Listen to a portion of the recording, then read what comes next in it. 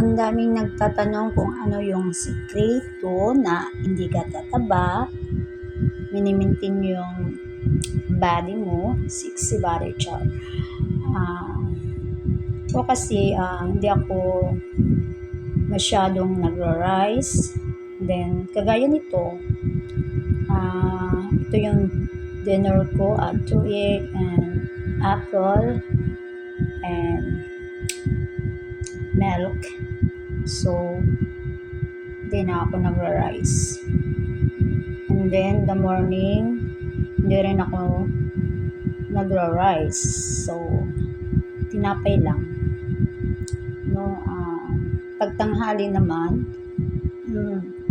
kumakain ako pero kunti lang yung rice. No?